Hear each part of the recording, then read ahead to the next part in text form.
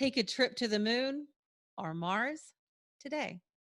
I'm Tonya Hall, and joining me is Andy Weir, author of The Martian, Artemis, Cheshire Crossing, and Project Hail Mary. This is part two of my interview with Andy Weir. If you haven't already, make sure you check out part one right here as well. Welcome, Andy. Hey, thanks for having me again. Absolutely. Yeah, welcome back. Andy, you released the space fiction novels The Martian in 2011, Artemis in 2017. What other types of writing do you do? Well, I'm really a science fiction dork. I did do a short story called The Egg, which could best be called, I don't know, like philosophical or whatever, pseudo-religious fiction. But that was just something I banged out in 40 minutes and never expected to get big. I've never really had much of an interest in writing fantasy or anything like that. I would love to write contemporary crime novels someday. That would be fun. But right now, the niche I've carved out is scientifically accurate sci-fi, and people seem to really like that from me, so I'm going to keep doing that for the foreseeable future.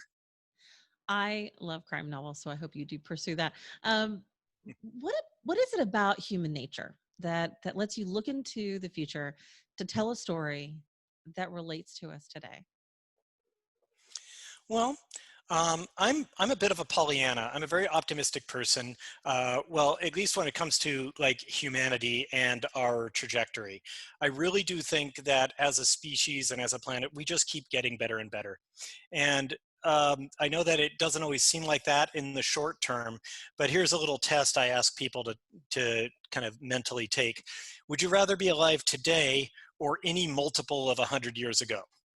So in other words, I've got a time machine here. Your option is either stay here in 2020 or go back in time to 1920 or 1820 or 1720, and so on. Most people would choose to stay here, right? And then if I said, all right, you have to go back in time, it's involuntary, most people would choose the forward most time that they're allowed to choose. The thing is, humanity just gets better. Technology, social advancement, we just keep getting better. And yes, there are dips. Like I would rather be alive in 1923 than 1943 because that wasn't a great time. But I'd rather be alive in 1963 than 1923. So basically, I like writing science fiction because you project forward that progress and see how awesome would life be in 100 years.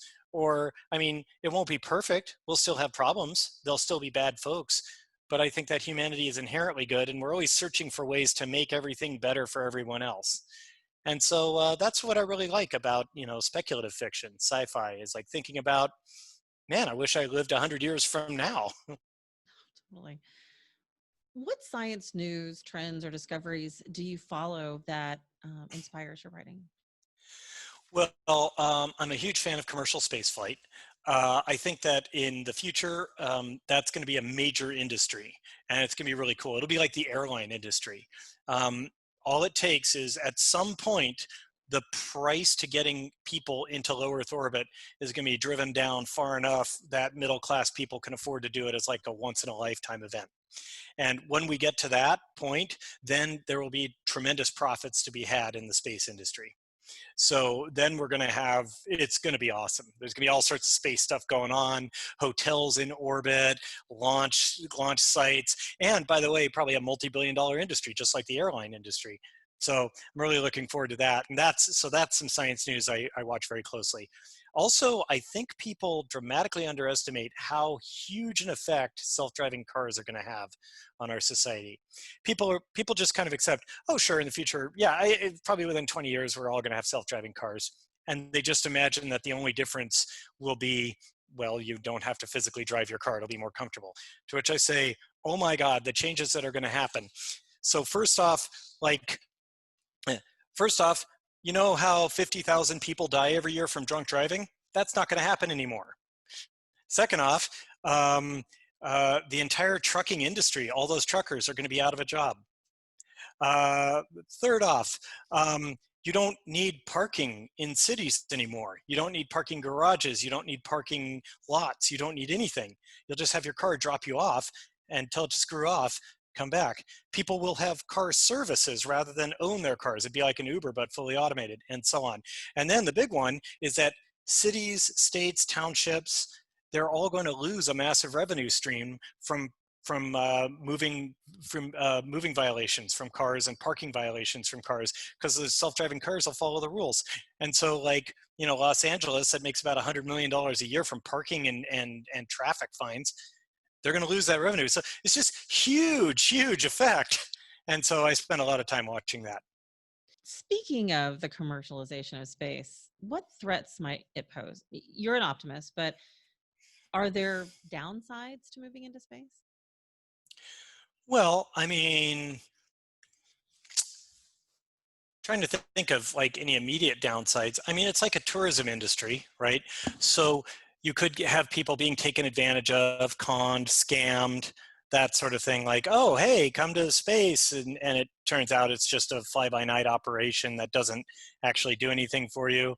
Um, it's an opportunity for terrorists to do a lot of damage, maybe if if you blow up a ship that's carrying people. So there are those sorts of threats, but I don't see a lot of like long-term systemic damage that could be done by a space industry. Now, I would say, for instance, and there are some, but what are the problems or threats that have come from the airline industry? Not a lot. There's environmental impact is the biggest problem, I think, that has come from the airline industry, because a huge amount of global carbon emissions come from aircraft. Okay, so that's a downside. But in the grand scheme of things, compared to what we get in exchange for having that airline industry, is very small. And so I suspect spaceflight will be similar in that it will come at some cost, and we might not even discover what that cost is right away, but I think it'll be worth it. You had to envision this as you wrote Artemis. How might human culture differ and diverge between those born on Earth and those born off Earth? Well, I don't think it'll matter that much. I think cultures are their own little creatures, and cultures develop in their own ways. They do tend to kind of like adjust their codas and norms and social rules based on their environment. But for the most part, I think people born in space or on the moon or whatever are going to be just like everybody else. They're going to be pretty much, they're going to get their culture from the same place that they get their DNA, their parents, and the society that raises them. So there will certainly be a cultural deviance, and I took deviance as in difference from wherever they originally came from over many generations.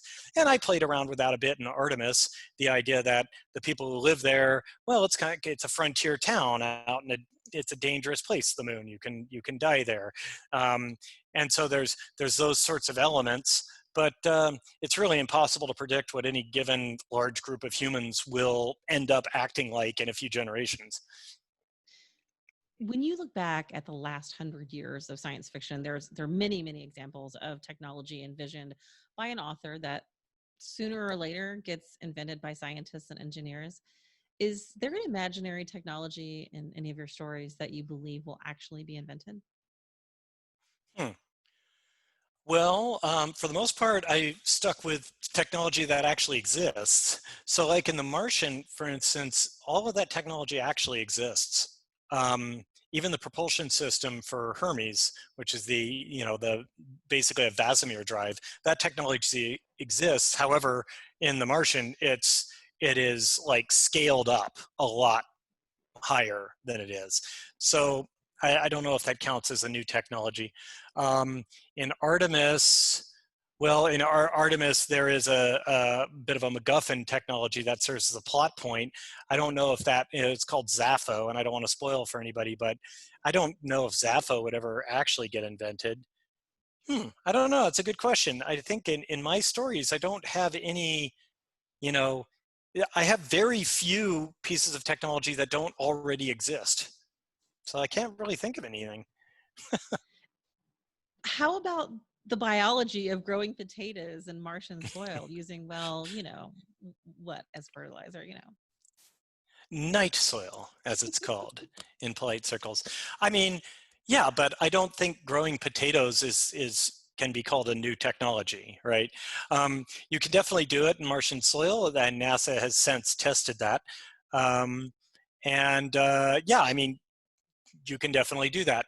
The big problem with growing plants on another planet isn't so much finding a medium for them to grow in.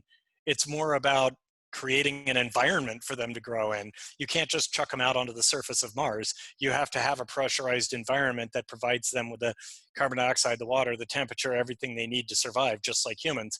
So that's actually the real limiting factor, not so much the medium that it's growing in, whether it be soil or hydroponics or aeroponics. All right, Andy, what can you tell us about Project Hail Mary? Well, I'm going to be pretty tight-lipped about that.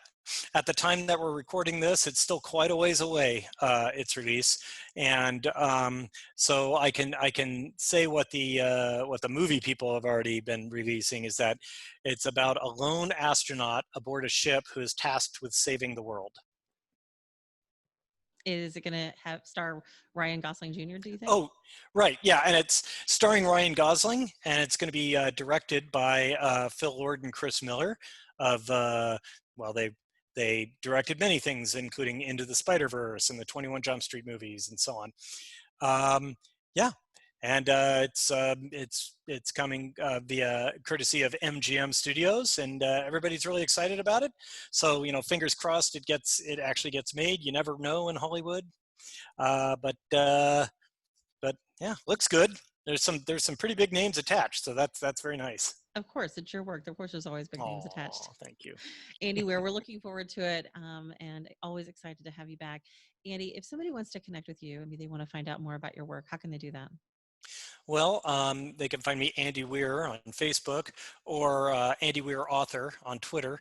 And you can just email me, and you can Google my email. It's very public. It would take a long time for me to explain it and spell it out here, but you can find it, email me, and I answer all fan mail.